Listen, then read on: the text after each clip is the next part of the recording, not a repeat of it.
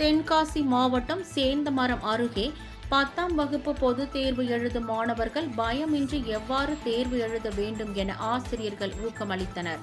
சேந்தமரம் அருகே உள்ள அரசு உதவி பெறும் உயர்நிலைப் பள்ளியில் 10ஆம் வகுப்பு பொதுத் தேர்வு எழுதும் மாணவர்கள் பயமின்றி தேர்வு எழுதுவதற்கு என்னென்ன செய்ய வேண்டும் என ஆசிரியர்கள் ஊக்கமளித்தனர்.